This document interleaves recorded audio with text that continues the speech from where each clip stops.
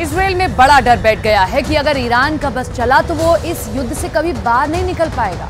Iran ने अब एक ऐसी बड़ी तैयारी कर ली है जिसके आगे इजराइल और अमेरिका दोनों की फौज बुरी तरह हार सकती है। इजराइल में इसे ईरान का छुपा हुआ हमला कहा जा रहा है।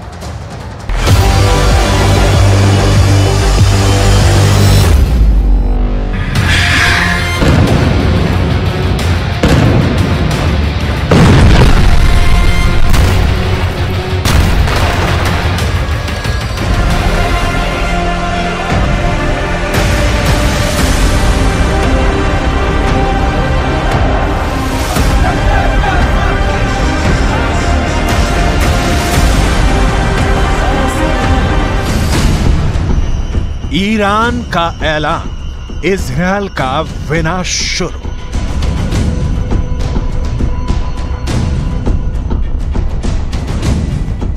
गाजा में भयंकर नरसंहार का बदला अब ईरान लेगा।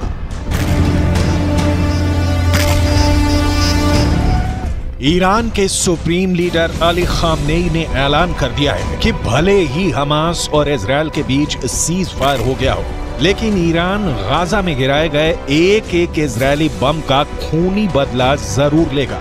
ईरान ने यहां तक धमकी दी है कि वो इजरायल और अमेरिका को किसी भी कीमत पर नहीं बख्शेगा और अब इजरायल पर भीषण हमले शुरू हो चुके हैं।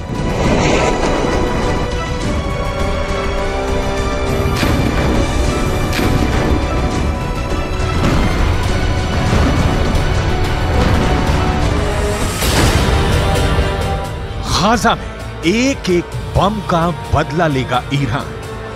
हम आपको आगे बताएंगे कि ईरान इजरायल पर किस तरह से घातक हमले शुरू कर रहा है और अभी ईरान हिजबुल्लाह हूथी के लड़ाकों के साथ मिलकर इजरायल पर किस तरह से हमले तेज कर रहा है। लेकिन उससे पहले ये जान लीजिए कि इजरायली सेना ने सीज फायर के दौरान पिछले 48 घंटे में गाजा और वेस्ट बैंक में कितनी भीषण तबाही मचाई है और हमास को कितना बड़ा नुकसान हुआ है।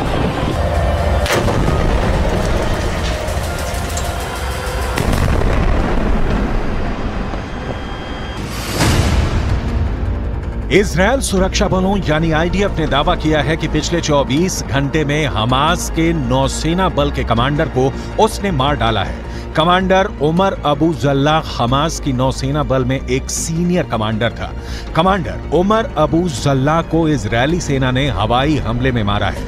अब तक हमास के 70 से ज्यादा कमांडर मारे जा चुके हैं। कमांडर उमर अबू जल्लाह से पहले दक्षिणी खान यूनुस बटालियन के कमांडर बिलाल अल कीदरा मारा गया था, जबकि उससे पहले कमांडर अयमन नोफेल और मेजर जनरल जियाद मोहिसेन भी मारे जा चुके हैं। जबकि हमास कमांडर मुराद अबू मुराद, अली कादी और मोहम्मद कटमश को भी आईडीएफ मार चुकी है।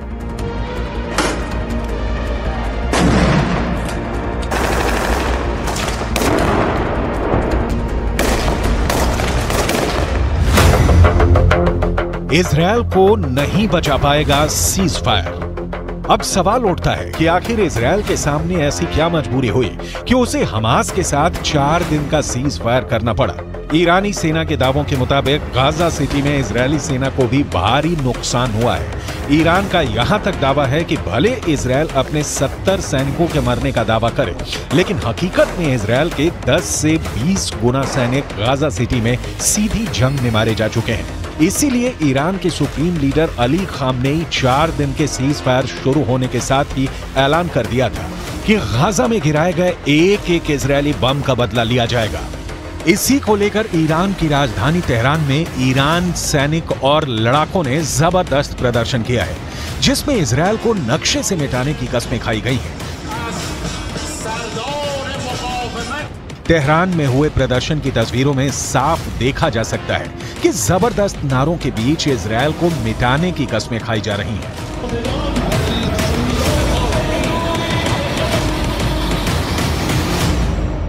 در نجات مردم فلسطین اقدام تعیین کننده‌ای را انجام دهد بر ناامیدی ملت‌ها از دولت‌ها و بی‌تابی آنها در دفاع از فلسطین افزوده می‌شود. ईरान का ऐलान, इजरायल का विनाश शुरू। पश्चिमी मीडिया के मुताबिक नेतन्याहू के लाख चेतावनी देने के बावजूद ईरान बंकरों में छिपे अपने घातक हथियारों से इजरायल पर बड़े हमले की तैयारी कर चुका है। एक अनुमान के मुताबिक इजरायल पर हमला करने के लिए ईरान ने शाहिद सीरीज के आत्मघाती ड्रोन तैयार कर चुका है। इसके अलावा मुहाजिर 10 अराश 2 ड्रोन भी ईरान के बेहद घातक हथियार हैं जो इजरायली शहरों को तबाह कर सकते हैं।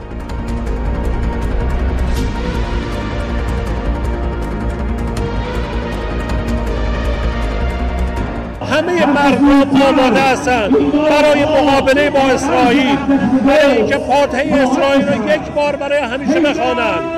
امیدواریم برایشون عبرتی باشه، دست از شرارت‌ها برداره.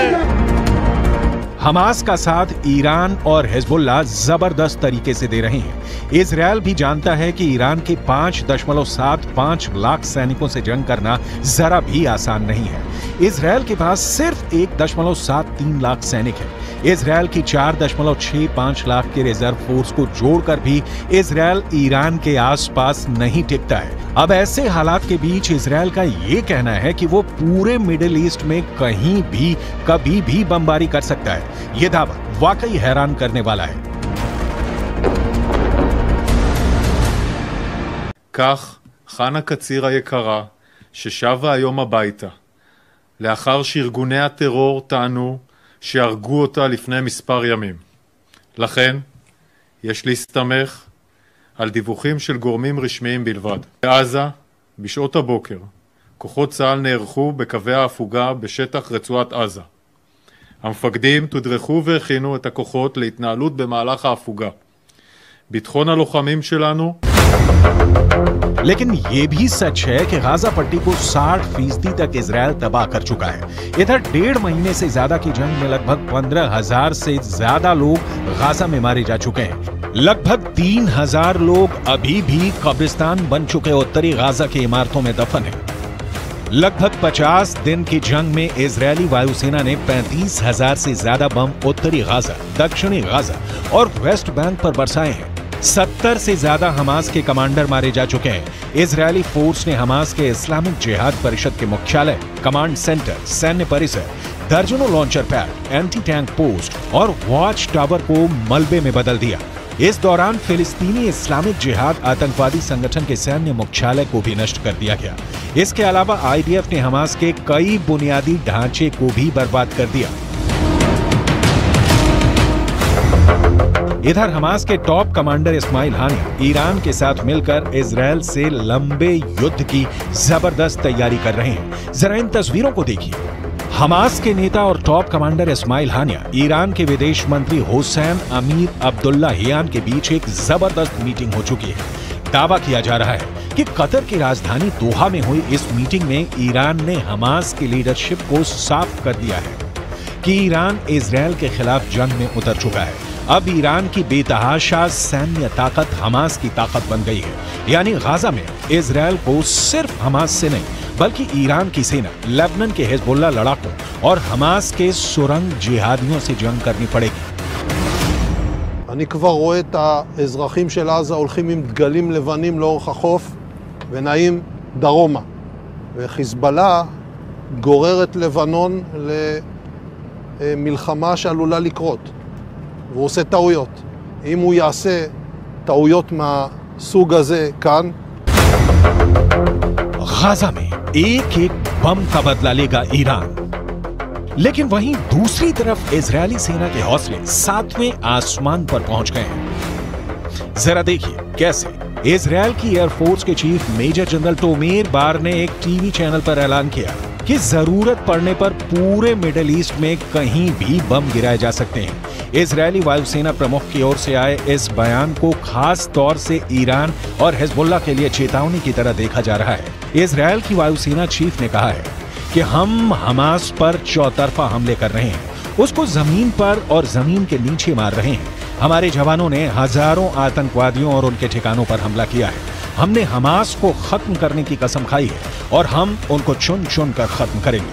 हमास के किसी भी ठिकाने और मददगार को नहीं छोड़ा जाएगा। इजरायल की वायुसेना पूरे मध्य पूर्व में जहां भी जरूरत होगी वहां कार्रवाई के लिए पूरी तरह से तैयार है।